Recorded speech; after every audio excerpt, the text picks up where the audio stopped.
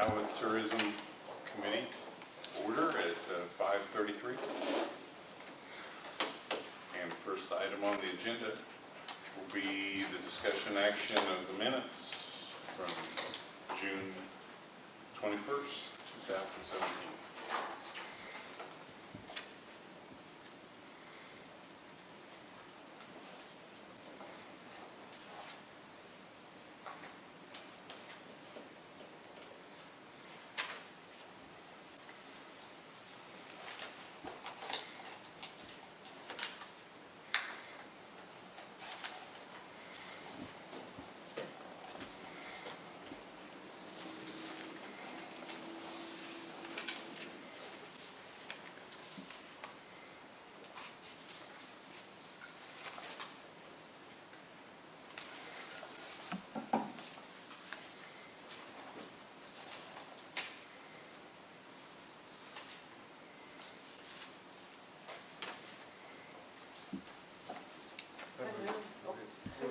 I move that we accept the minutes for June 2017. Second. Norval, Aye. Terry, Aye. Juanita, Dr. Tucker. Aye. Next item is discussion and approval of the financial statement for July. Okay. Still to pay out the Chamber Tourism Secretary for $3,000, the Crazy Cool Boulevard Cruise for $4,500, $24,000 to the Big Cruise and Car Show, $10,000 for the 2 new murals at the Pocket Park, $1,000 message sign maintenance and repair, $20,000 Alva Rotary Club 4th of July Spectacular, $5,340 Alva High School and Middle School Baseball Tournament, Destination Oklahoma ad for $1,506, Night in the Northwest for $1,023, Nescatunga Golf Tournament $3,600, $6,000 to Northwest Oklahoma Junior Rodeo Association, $1,000 for the promotional video, and $58,900 to Back to You Marketing. With $500 future and $2,500 standing, leaves $526,617.87 available. And in the last meeting, you had asked regarding Hotel 5, and they had paid, but it was after the cutoff time for the financials, or the financials are run for that date, and it would have come in after that date. So.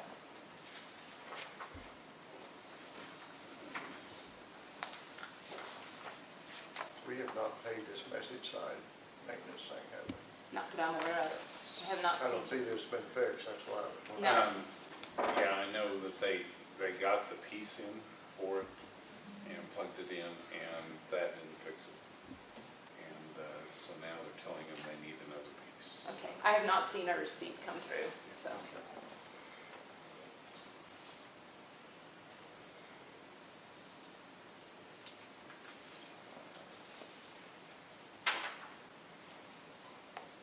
I move we approve the financial report as posted. Second.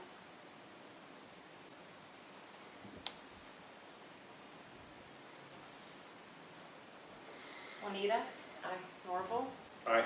Dr. Tucker, Aye. Terry. Aye. All right, the next item was the Woods County Free Fair, and they're not going to be presenting tonight. They have found another source of funding, so good for them. I think that what they're trying to do at the fair is great. And glad that they're doing it. It needs some updating. As an activity. So that's great. So we will move on to the 5th item on the agenda, and that's discussion and action on the ARC shade structure.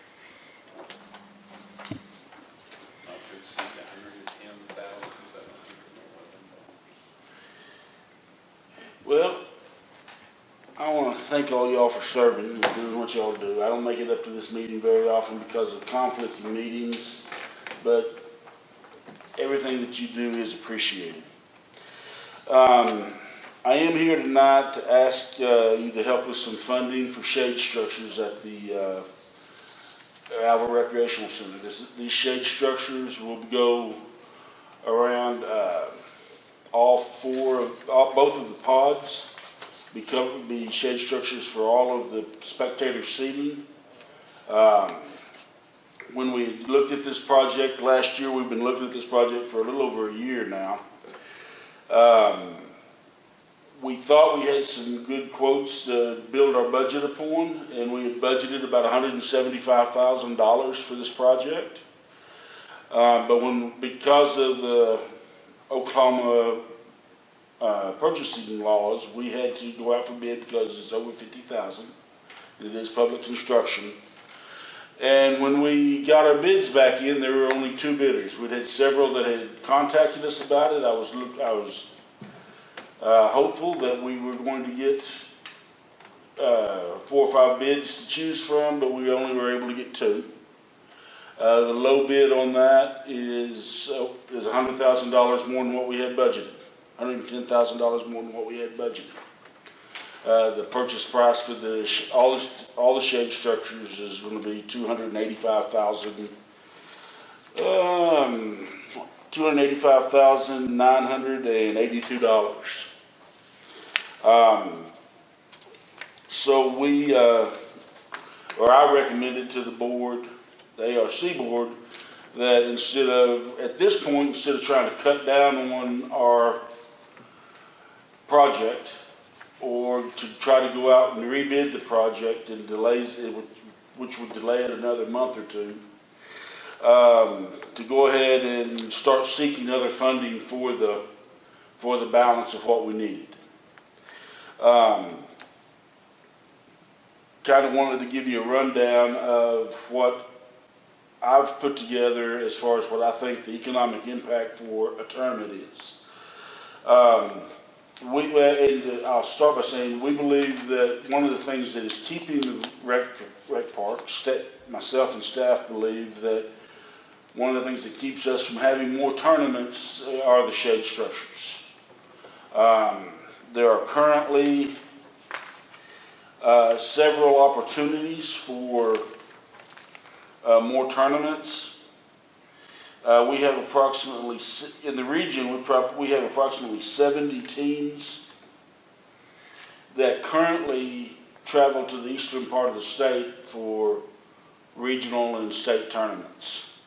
And we feel like we have a very good chance. If we had our shade structures up, we'd have a very good chance of getting some tournaments there. We also feel that just through the course of the year, we'd be able to add at least 3 tournaments, maybe 4, to the summer season. You might think that's not a lot of tournaments for as much money as what we're asking for.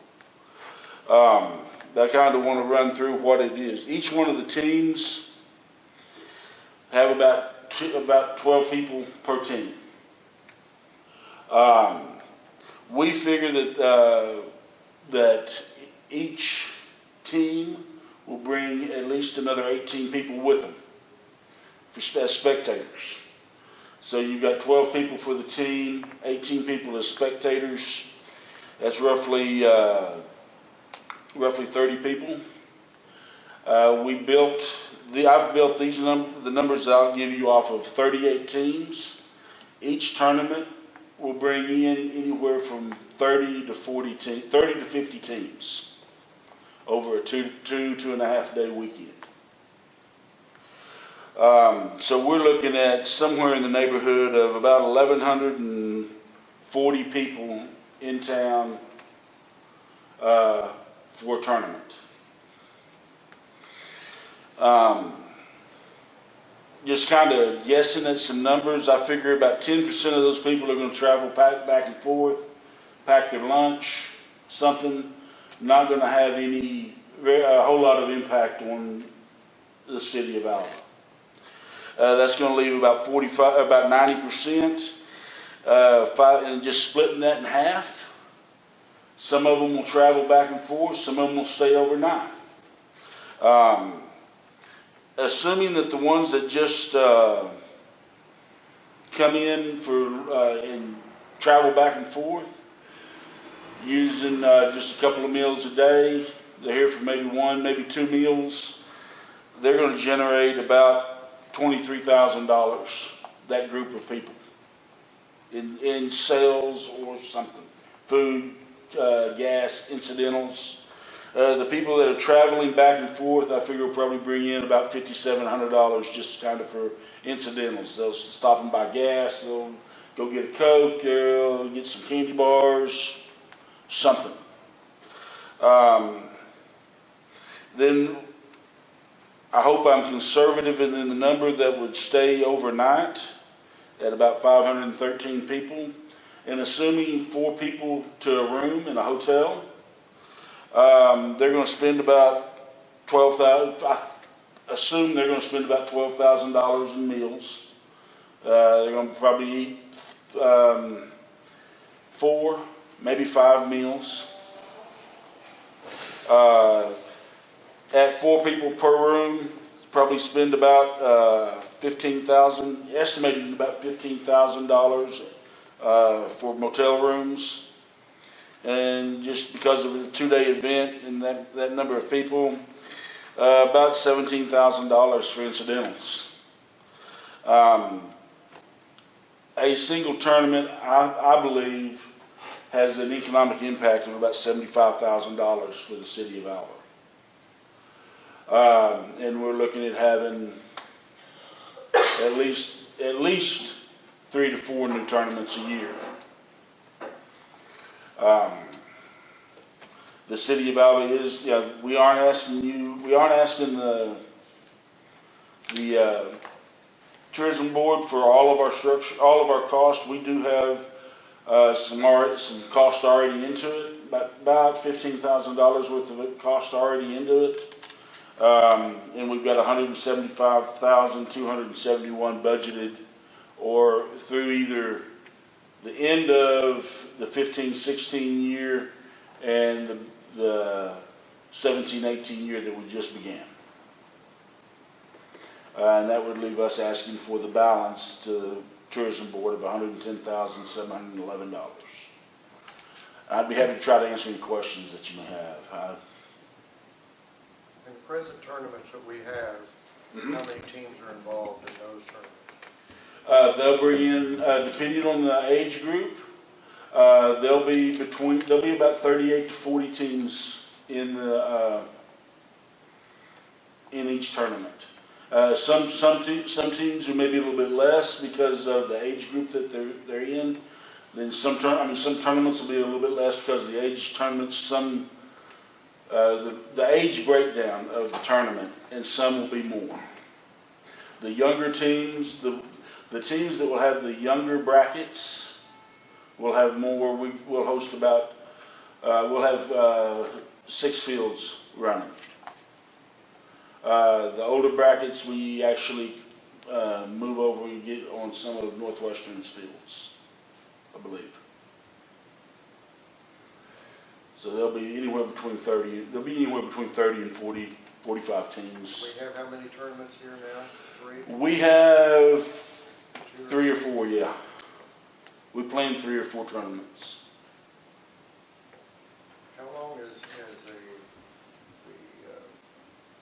Ball Diamond's been functioning up to this date? I mean, how many years back did it start?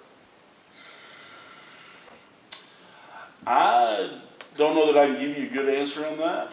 I would assume that once the construction was completed, so they've been running 8, 9 years. I know they've been running this way for the last 5 years I've been here with this many tournaments. Was shade structure not involved or included in the original building plans of these? No, there were no shade structures planned for the original construction that I've seen. When plans that I've seen don't have shade structures on them. Didn't have the concession stands in them. That's something that's been added late, as of late.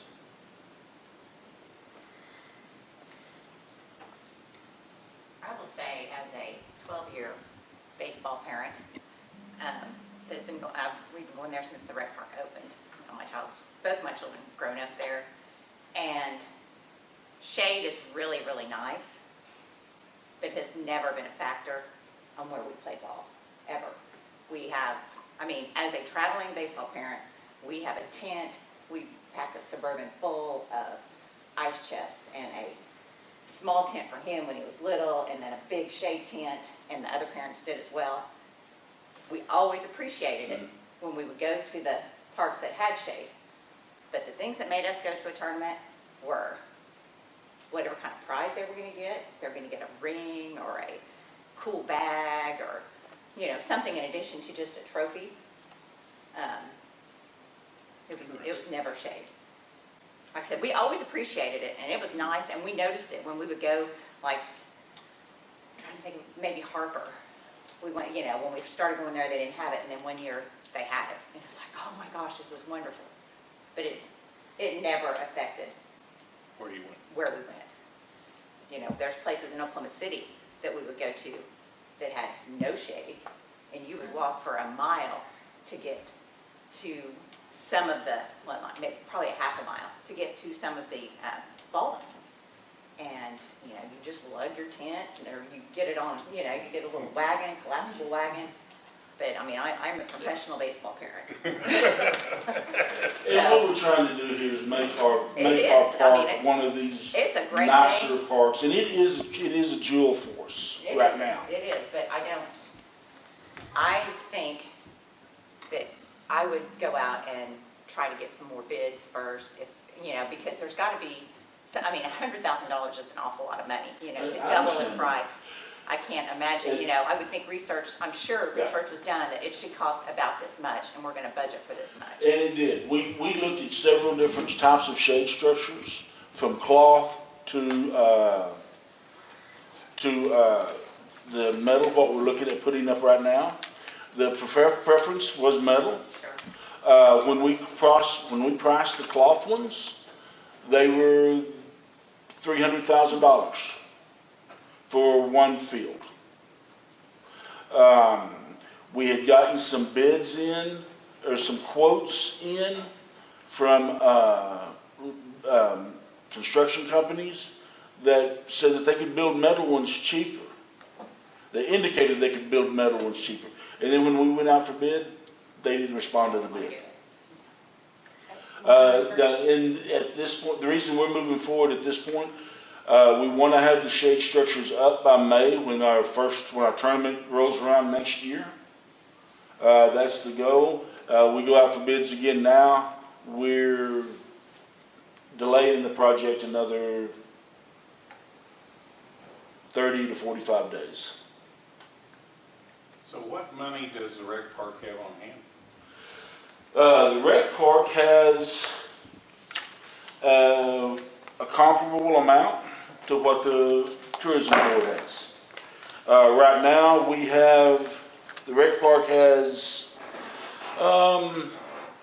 between cash and investments, about $721,000. One of the differences is on the rec park, between the rec park and the tourism, is that we anticipate that the rec park this year, because of the decline in sales tax and the reduction in some other revenues, we'll have to take $200,000 out of reserves just to operate this year. So our expenses for this next budget year are $200,000 more than what our revenues are anticipated to be.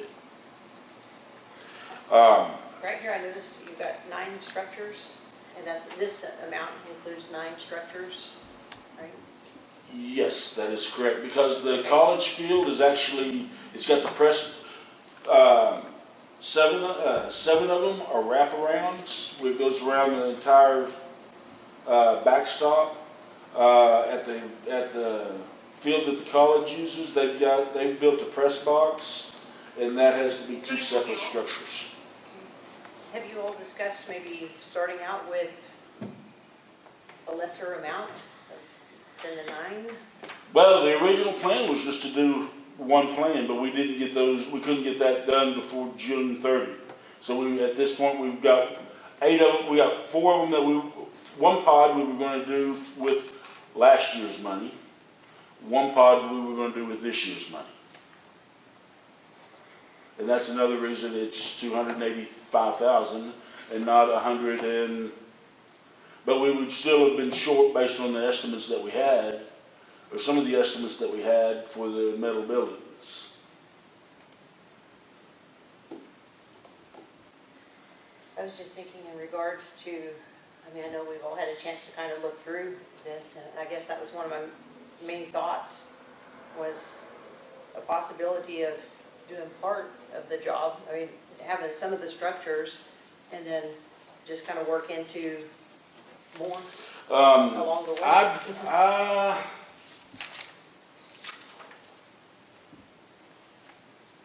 I'd have to go get my bid documents because I don't have those, because it's broken down by pod. How much it would cost to build each pod. It's not split down the middle. And I don't have those in here with me.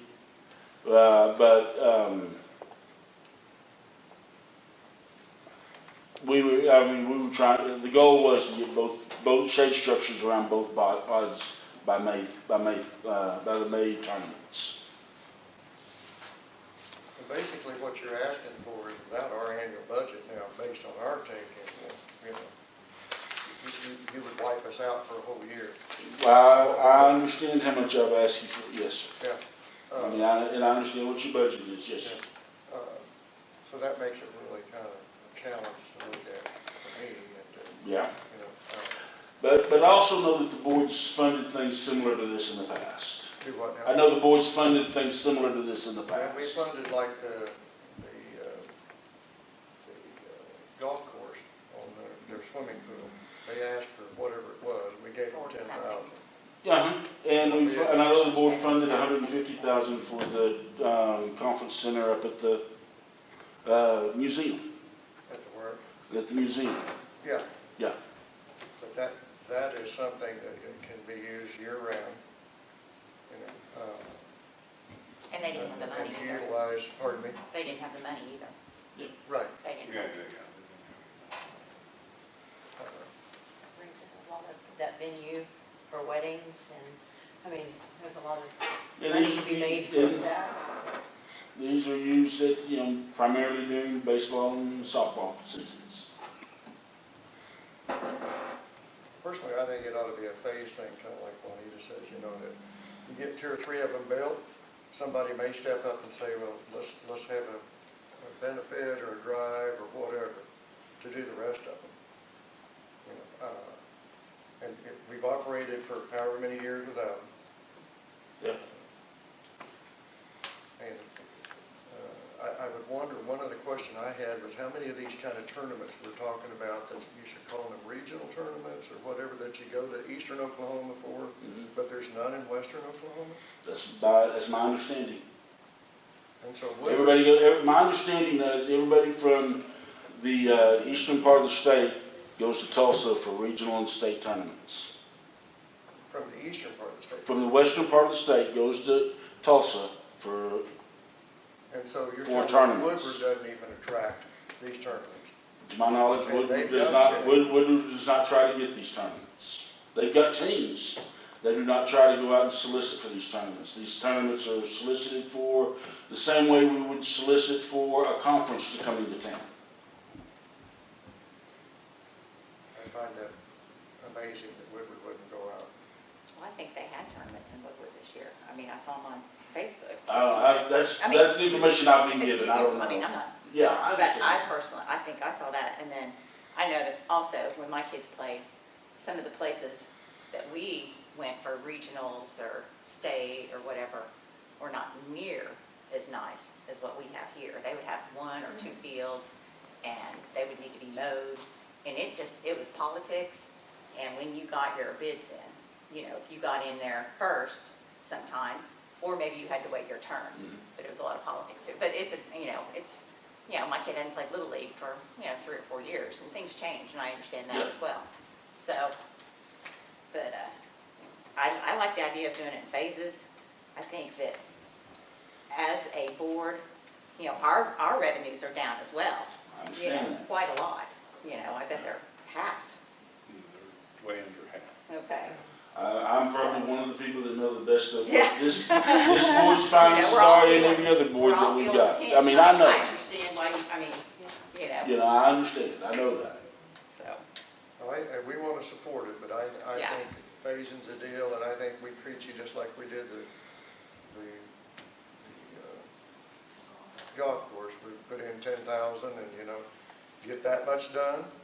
Somebody else steps up, or if we've kind of got one thing in mind to maybe improve our revenue. And if we get that, then we're possibly a lot bigger player.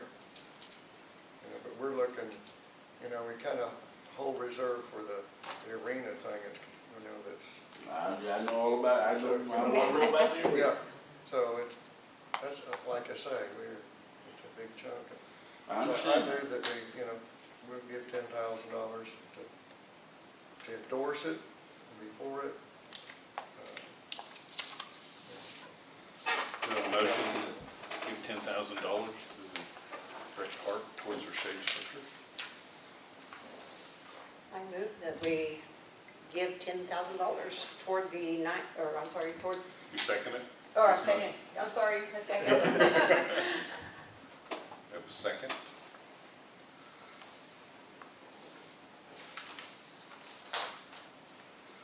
Norval, Aye. Terry, No.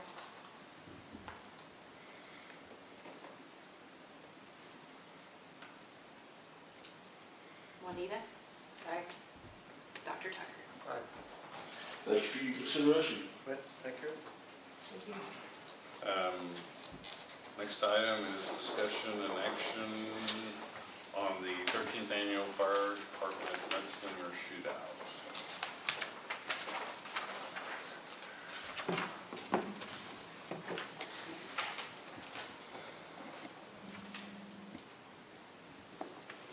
How are y'all doing? Once again, we're having our 13th annual Mudslinger Shootout out at the fairgrounds in coordination with the fair this year again. We are coming this year. We've been doing pretty good, and I'm bringing back some of the things that was asked of me last year with some of the numbers and things that we hadn't really kept control of on that. I was pleased to say last year we had 240 people that attended the Mudslinger Shootout. We had 15 people stay in motels through that day on it. We generally come in here and have asked each year for $5,000 to help support this event. This year, based off of our numbers and our profits last year, it's a little less this year. We're just asking for that $4,000 to help out with our prize money. Again, it's an advertisement. We're rolling more of that profit in. It does help the fire department fund some things that are not less funded to help our volunteers. We've been utilizing a lot of our funds right now towards our training facility located just north of Crenshaw Field out there on it. But this is a great event. A lot of people come out, a lot of people enjoy it. We did some strategic planning from last year to this year based off other mud runs and tried to fit our dates where they needed to be to draw more people in. Some of the good things that's going to happen this year is that we have placed our date prior to Bunker Hill. Bunker Hill's a large mud run up in Kansas, and it's en route from Alva to Bunker Hill, which is really nice to see.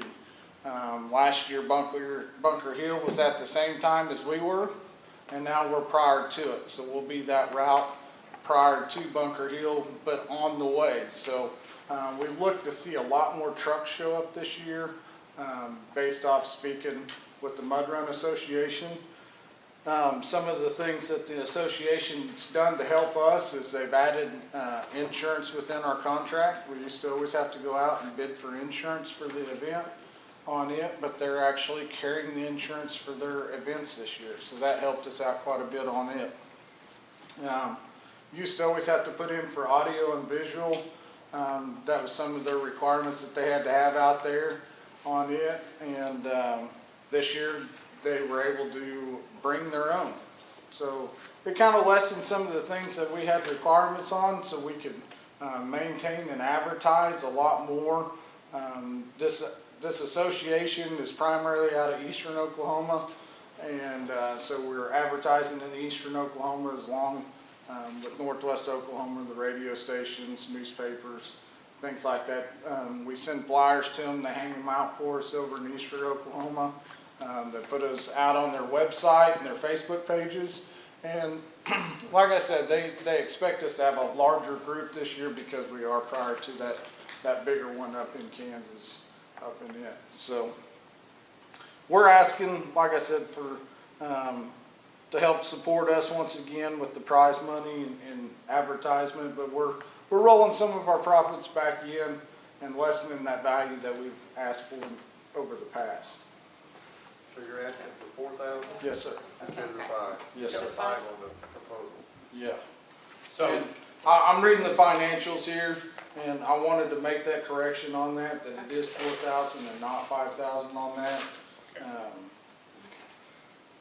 so I have a question. Yes, sir. So will your sanctioning fee still be $700?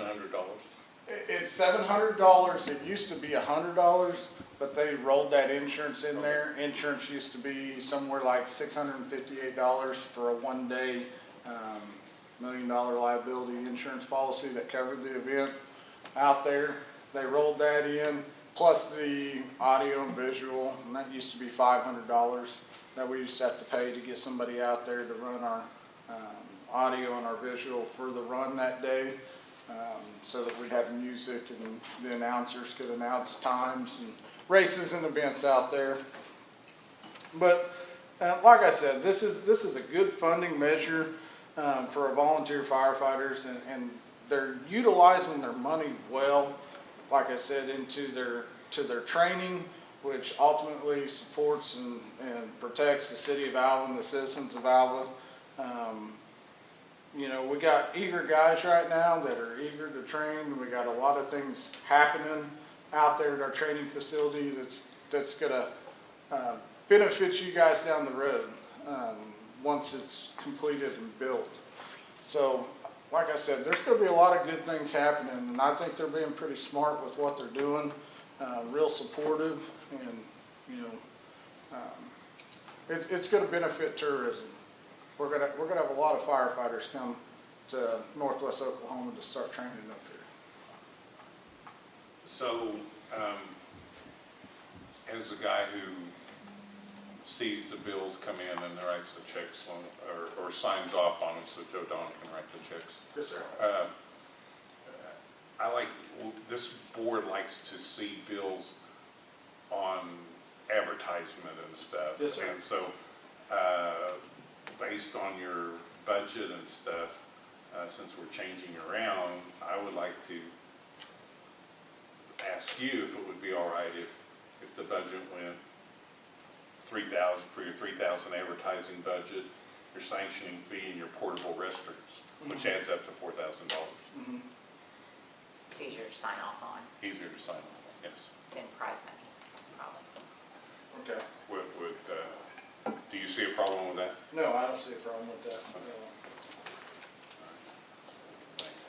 And it still adds up to the same amount, it's just for different things. Yes, sir. Yeah. I had a question. Yes, ma'am. You said you had 15, you had 15 hotel rooms or 15, how did you know that? I mean, I was asked last year how many people stay. Oh, okay. So that was part of my deal that I told Mr. Tucker last year that I'd bring him this year. So I went out there and actually asked, how many guys are staying there? I didn't know how to do it other than that. And the motels work with me pretty well. I do their inspections and stuff like that. So they were, Has a little leverage. they were willing to tell me You that. asked the people at the motel? Yes, ma'am. Okay, you didn't ask like the people, hey. I went out there and asked, and how many people came up, and we had 15 participants that came and utilized the motels. And Okay. like I said, that was asked of me last year. I wanted to make sure that I brought it this year. Okay. So, and how many people came through the gate. And Right. those were two things that were asked of me that I noted that I wanted to make sure I brought back this year. So, I ask this every year, but have you guys given any more consideration to going to a 2-day deal? Because I know there are 2-day motels. Yes, we And spoke board with would this support it. organization about that and how that would all work and what was involved in it. And to make sure we had the property to do it.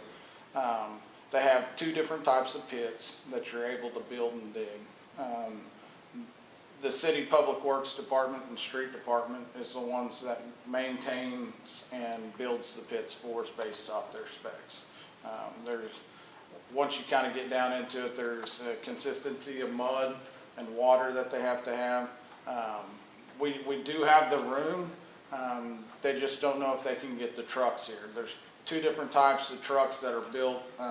One runs through a straight pit, what we do right now. The other ones have some different obstacles, humps that they go down into on it. But we did speak with them about that to see how it was. They just thought that we'd have to, basically adjust our budget for the prize money and things like that. We just didn't think that maybe we could possibly facilitate what they were wanting of us. And so we elected as a group just to continue as a 1-day deal. So they don't, when they have a 2-day deal, they don't run the same trucks both days? Nuh-uh. Really? No, there are 2 different types of designs of trucks is our understanding. Ones that run through that flat pit and ones that run through the ones that have the heels inside of them. I think they're called boggers or something like that.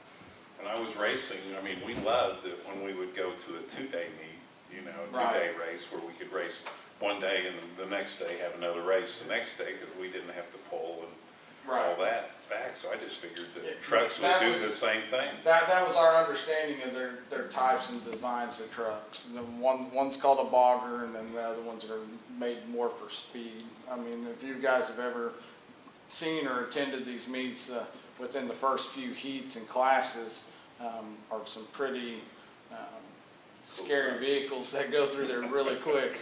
And we make sure that there's a lot of safety imposed on that because they come out in that pit pretty quick. It doesn't take them long, 3 seconds or something like that to make it through. So.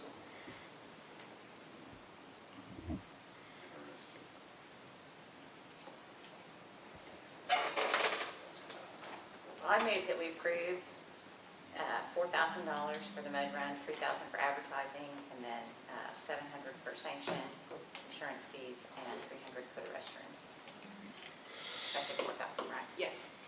I'm sitting a little bit more than 5. I second. Dr. Tucker? Aye. Norval? Aye. Terry?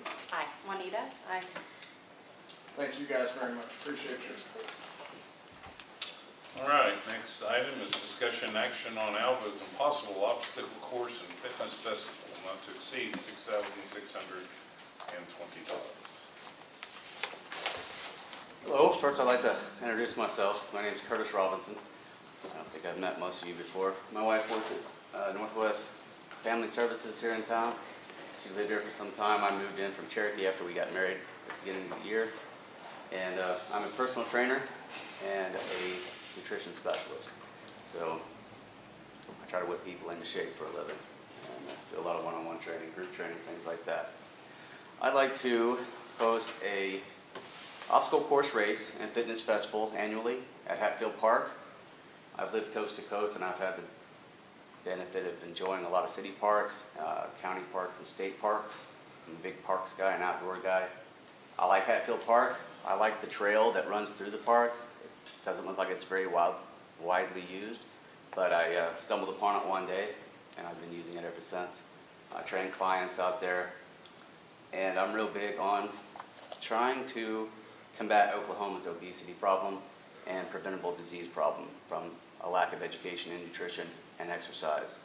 We don't rank very well at all among the other states, and so after reviewing a lot of Oklahoma initiatives, presidential initiatives on what citizens can do to contribute towards that, I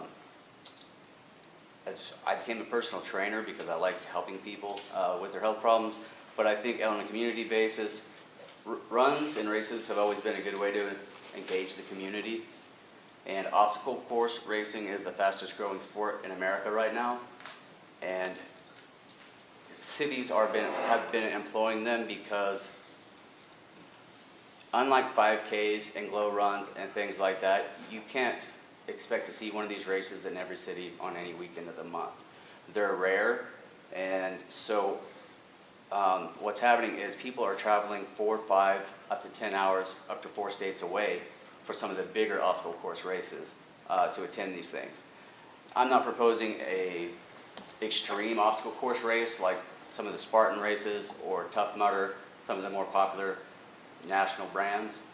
I would like to hold an event that is designed more for ages 14 and up and to the average citizen who may not be an Olympic athlete but has always wanted to compete in something very fun, and offer them challenges that they've seen on TV shows like American Ninja Warrior and a lot of the other obstacle course races. In addition to the race that will have prize money for first, second, and third, I would like to also involve the community through a fitness festival. So there would be other events throughout the day that they could compete in, like push-up competitions, sit-up competitions, kettlebell throws, kind of like an adult version and a more fun version of our old track meets from when we were in school. So you would have stations that you would compete in. Each station would have its own prize at the end of the day for whoever basically became the king of the push-up in Alva, Oklahoma that day, or whatever title that they're fighting for the boasting rights of. I've been working on putting this plan together for some months now. I am reaching out and getting to know a lot of the businesses and people in the health and wellness sector of the community, hoping that they will join with me on sponsoring something like this. I believe it has amazing growth potential after my market research online. I think that it could be a major festival in a city like this because the closest ones on a major level are Wichita, Tulsa, and there's an inflatable obstacle course run that is coming up in Oklahoma City that I personally know of people that are traveling from up here to go down there to do inflatables. And what I'm proposing, it will take more construction. It will incorporate some inflatables, possibly, but I really am putting a lot of effort into making it a highly professional and highly publicized event. I've asked for $6,000 in the marketing for advertising. I've advertised on social media before. That is my main area of expertise. I've also asked for advertising for the Enid News and Eagle because they're going to help me specifically with their area and Vance Air Force Base. I believe that we can draw in a large military crowd. The Newsgram and KNID, KXLS radio stations, to hire them to do a live remote broadcast and also to provide me radio ads 6 weeks prior to the event. And I've asked for $2,000 to go towards a Facebook advertising campaign. That gives me 500,000 impressions from people from Tulsa, Oklahoma, south to Guthrie, into the panhandle of Texas to Amarillo, and as far north as Dodge City, Kansas. I've got maps and documentation laid out if you guys would care to see that. The Facebook campaign itself, if 1/4 of 1% of the people that see my ad show up to attend the event and race, there will be 800 registered racers for the event. I have a map printed from Facebook on my ad campaign that I plan on targeting. One of the cool things about Facebook advertising is you can pick the exact demographic that you're trying to reach and put the ad in front of the person that you want to see it. And you can guarantee that they've seen the ad. So it's a real good value for advertisers. I plan on using it The health and wellness sector has really blown up the last 5 years, and it's not an overstatement to say that obstacle course racing is the fastest growing sport in America. I expect to see it as an Olympic sport by 2021. The appeal that my race will give the average person is that they don't have to be in an Olympic fitness shape to compete. It's what they call a secondary race, or sometimes bigger races will use events like mine as a qualifying event to gain entry into bigger events. I haven't worked out a situation like that with a bigger circuit by any means, but my impact is to engage people in fun, in fitness. I know for me, I used to, when I was in the military, waking up running 10 to 15 miles every morning, it was the worst part of my day. When I got out of the military and I told myself I'd never run again, I stuck to that for about 10 years and let myself go until I discovered sports again. And I started playing basketball and stuff like that with guys of my own age and on leagues and stuff. And what I remembered very quickly was when you're having fun, you forget that you're working out. You forget that you're in shape. So finding things that are enjoyable for the community to do that will include, it spans like a large age group. Basketball and sports, you pretty much have to compete against people of your own age. Races, they cover a bigger demographic, and so families come and compete together. A father with a son, a mother with a daughter could be in the same chalk of a race, because a lot like golf, you're playing the course. You're not necessarily competing against the person next to you, but you're playing the obstacle course itself like you would in a game of golf, and you're trying to get the best time on that course.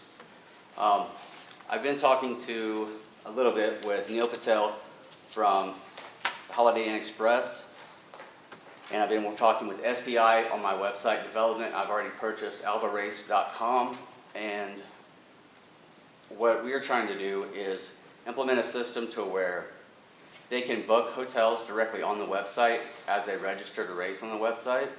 They'll get a discounted flat rate if they book from our website, the race website, and they book for the weekend of the event. And also that helps me track, since this is the first annual thing, it helps me track demographics and how well my advertising is paying off from these outside states, outside localities. Let me see here. We're wanting to offer anyone that presents a hotel room key or receipt that they'll give a 10% discount with participating businesses in town that day. And that's really all I have. I have sponsorship proposals available that cover more in depth. I welcome your questions. I'm a little nervous today presenting in front of you guys. I'm doing the best I can. My mind kind of went blank. I had a great spiel, but I don't want to get too salesman-y on you. I'll save that for the sponsors and the racers. But it's something I'd like to build on annually and grow it. I think on a bad day, if the event does horrible, there'll be 300 people easily in attendance, just on the return on investment from the advertising. I'm trying to hit advertising on 3 dimensions, and with the money that I'm putting into it, I feel confident in saying that. I think a good day is 500, and I think a great day is 1,000 people. There's smaller towns than this that are holding smaller runs that are less funded and having 1,000 racers in attendance, and the town scrambles to figure out what to do. So that's my idea, and I'd like to invite any questions. Okay, well, first off, I want to say you get an A in application writing. Okay. It was a great application. Absolutely. I mean, there was tons of information, and it was great. I mean, you got excited reading the application. I'm excited. So this being a secondary event, is that when you said there was events in Wichita and stuff, are they secondary events? Well, what I consider like a primary event would be like Tough Mudder. These are name brand races. They have sponsors like the Marriott and things like that because so many people travel. They're longer. I consider this a secondary because it's a 2.5K. On these primary events, those runs are anywhere from 10 to 15 miles through obstacles. So the intensity level, the athletic level that you have to be able to compete in those, oftentimes they may have local qualifiers. We don't see a lot of that in Oklahoma. I think the closest one I've seen was in Wichita. And it just basically says, well, if you can do this one, then we'll let you compete in a big one. That way they know that you have a chance at least, because they're pretty demanding. So will the whole thing be in Hatfield Park? Yes, yeah. So the city, you have the city on board with that? You know, I've been speaking with people from the city next door, and I haven't hit a roadblock yet, or a stop sign. No one's pulled up to my face. I've been visiting with as many people as I can. I've talked to them about it. They've given me a street closure permit. They haven't presented me any other permits for my event, which I was surprised to learn. And I work, as a trainer, I work with someone who's employed with the city, and I've been asking for an introduction to the Not manager. me, y'all. I've been asking for I it. see Joe Don run the course. I've been asking for an introduction to, I think, a Derek that may be park maintenance. All my designs are, because I'm planning some stuff on state level with state parks, are eco-friendly. Like I said, I'm a lover of the park, so nothing would like damage the park or impact the park in a way that the park maintenance department would hate me and never want to see me again. Try to keep the parks clean and all the obstacles temporary, except for hopefully working out something with the city that my wife and I would like to use a portion of the proceeds every year to contribute to a fitness trail through the park. That's what we'd like to do with a portion of it as just a long-term goal. I have a 3-year-old. I don't want to. She won't let me move for at least 15 years. So a little family legacy. We'd like to leave a fitness trail behind in Alva before we're done with the community. That's a long-term vision. What does an entry fee run for something like this?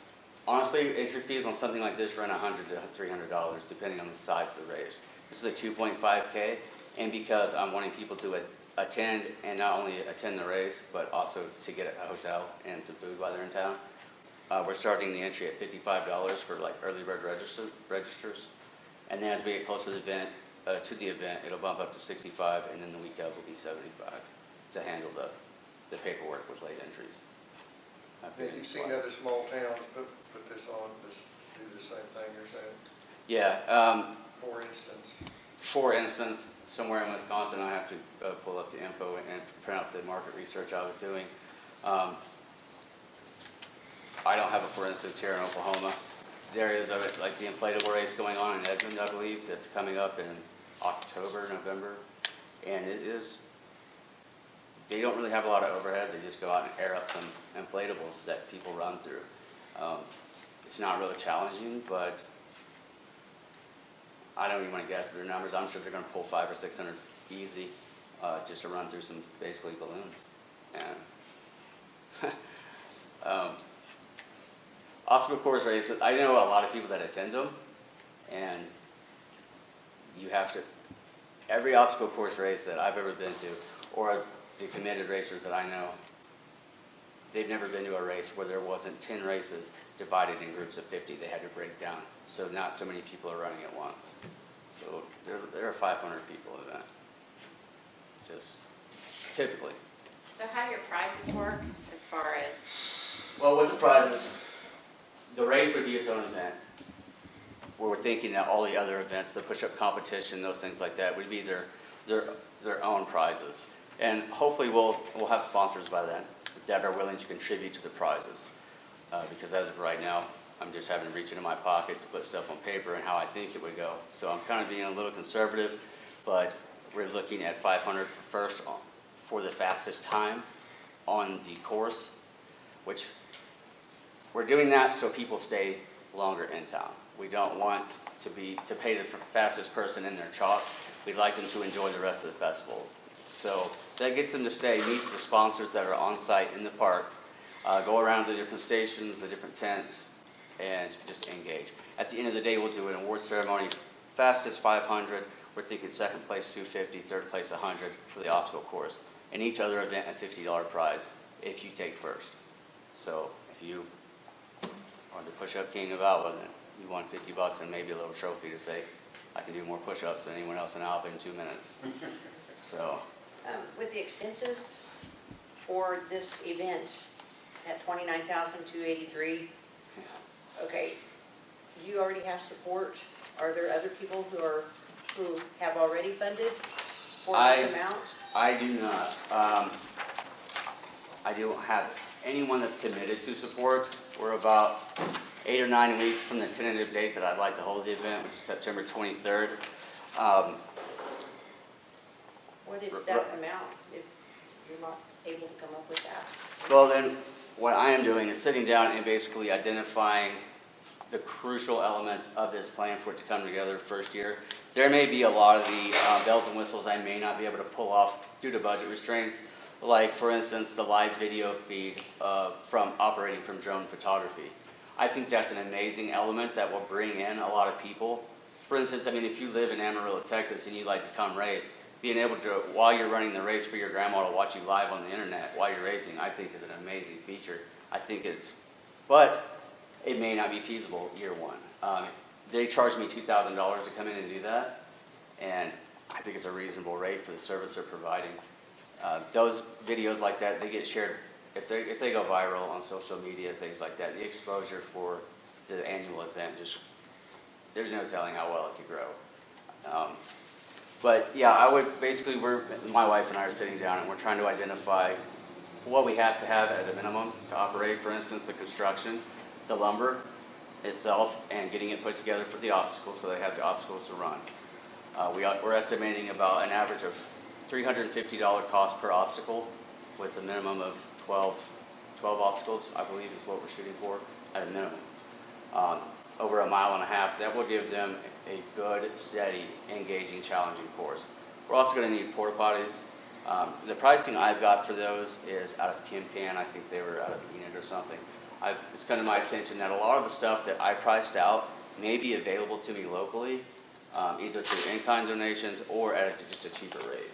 So I'm going to look into that. I've been going around meeting with companies. I've also met a lot of farmers. I didn't realize I was training their wives in group fitness. And so as I started to discuss this, a lot of the construction, I'm also going to try to reduce costs by using sandbag construction and hay bale construction, which should lower my lumber costs. The only issue with that is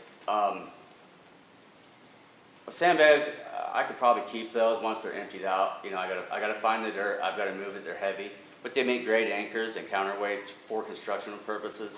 Hay bales are great for building walls if they're the right size, and you have enough of them and they're steady. They're really good obstacles that you can make with them.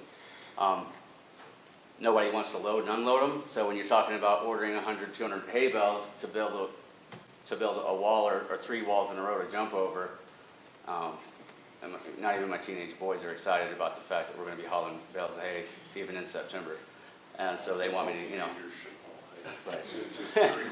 I framed houses a large portion of my life, and so I've been trying to weigh the cost of the lumber and me being able to securely and safely construct, you know, half walls, things like that, obstacles to jump over, balancing beams, apex walls, ladder rungs, and things of that nature versus, you know, what's realistic first year based on the budget. I have some backup plans with that, like I said, with hay bales, things of that nature.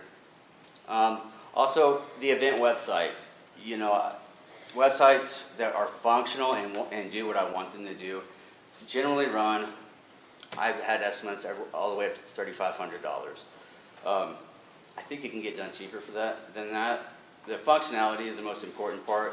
Being able to keep our sponsors in the conversation on the website, have the people register that are not local online, and then book their hotel room as well, or have the option to book a hotel room, I think is a great feature. It also allows me and the hotel to track how many registrants they had that day for the event.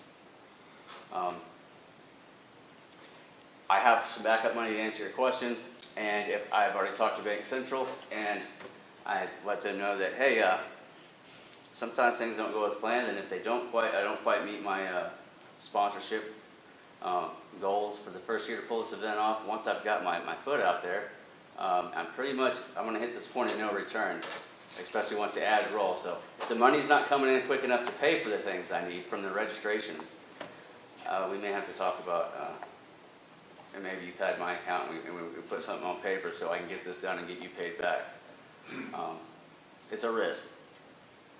Well, I think this is a As a chairman, I will just say, I think this is sort of event this committee was made to do. I mean, and we have somebody very ambitious, and your schedule is 65 days out, basically, Yeah. which is a very, very short time frame to do something like this, so I wish you great luck with that. Luckily, I've got most of the third parties. Advertising is one of those things that we really like to do in this community, because not only does it, I mean, I think it helps the community in general, even if, as well as there's a secondary big benefit to the advertising. That's Alva's name out here. Well, as a representative from one of the other 5 motels in town, I would recommend that you get the names of all the motels and their number and on there. I mean, and I personally, it's not, we are probably not even capable of doing online booking because we're a smaller motel. Mm-hmm. But I know some of the other ones are, and I want to just make sure that, the money from this committee comes from all the motels. So I just want to make sure that everybody has equal opportunity to get the rooms. Absolutely. So, That is Good point. completely doable. but I do love the idea. I think it's amazing. Okay. And, And if it could become an annual thing. I know a lot of these 40 to 50 ladies in town are really into fitness these days. Yeah. Not me, I have a broken ankle, so. I know what you mean. So I do think it sounds like a great event, so.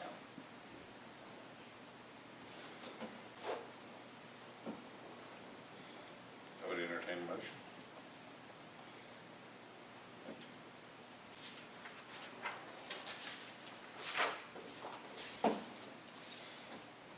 I move we approve the request for $6,620, not to exceed that for advertising. It's listed on the. Second. Juanita? Aye. Norval? All right. Dr. Tucker? Aye. Terry? Aye. Thank you. Good luck. Next item on the agenda is entering marks for inquiries. Anything you want to tell us about the arena? We've got engineers working on it now, so All right. we're in the groundbreaking, I'm not sure. As soon as that's done, I'm sure they'll get it ready. Anybody have anything else? Not, I would entertain a motion to adjourn. I move we adjourn. I second. Norval? Aye. Dr. Tucker? Aye. Terry? Aye. Juanita? Aye.